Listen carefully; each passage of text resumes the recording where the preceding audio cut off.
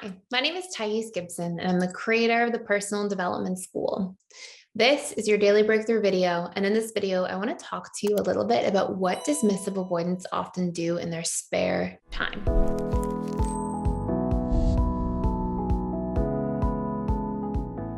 So we all know that dismissive avoidants love their time alone, often are really independent, really value their autonomy, their freedom, and oftentimes dismissive avoidants when it comes to dating will be afraid of making a serious commitment or jumping into a relationship. And it can seem like they're sort of protective of like their independence, their time alone.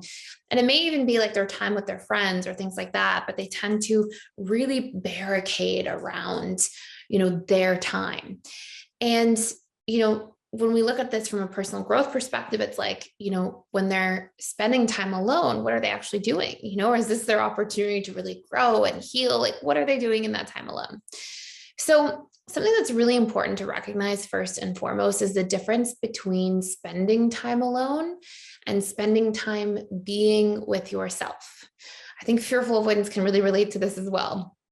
And what I find is dismissive avoidance, they generally in their upbringing have a lot of their needs unmet, whether it's like just purely their emotional needs that are neglected, or that they're sort of in these enmeshed connections and relationships with other people that lead them to feel like, their emotional needs are not made space for. Their sometimes physical needs are can be more overt and neglect as well, where there's a lack of structure and stability and lack of food on the table at dinner time, or just like, this more overt neglect that can take place.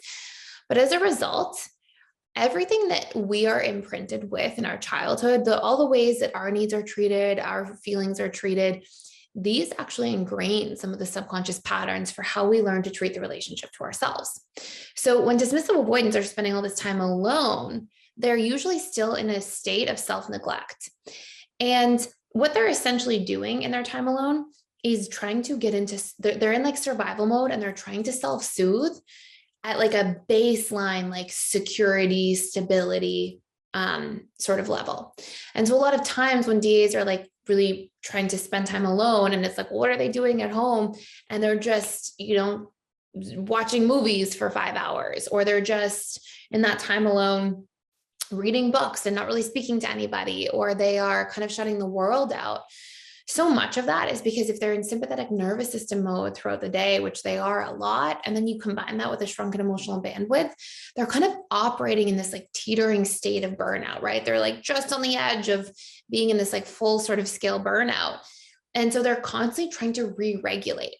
And they do this through their creature comforts as a baseline way of getting their needs met for stability, security, comfort, and to feel like regulated and sort of get into parasympathetic nervous system mode, because they don't feel capable of doing that around people, and because they are neglecting so much of who they are and their own emotional needs. And without, we're multidimensional people, right? We have an intellectual self, we have intellectual needs, which DAs are generally really good at nourishing. That's like our learning elements of self, our ideas, our thoughts, our opinions, whether that's on politics, whether that's on philosophy or different, topics that we're interested in, history, geography, whatever it is. Like there's that mental faculty of self, and DAs are often good at nurturing that because they usually learned that was a safe space for them to kind of nurture in their upbringing. But we have this emotional facet of self. And if that's not getting nourished, if we don't feel like there's like actual connection there, fulfillment there, regulation there, a healthy way of dealing with our feelings there, whenever we don't deal with our feelings, they build up in some form, even if we're good at repressing them. And, you can sort of think of like your feeling system as like if your digestive system shut down and, you're not able to process out or excrete toxins from your body, from your food, from your environment, it would cause problems and you wouldn't feel as good, right? You would feel sluggish and kind of exhausted.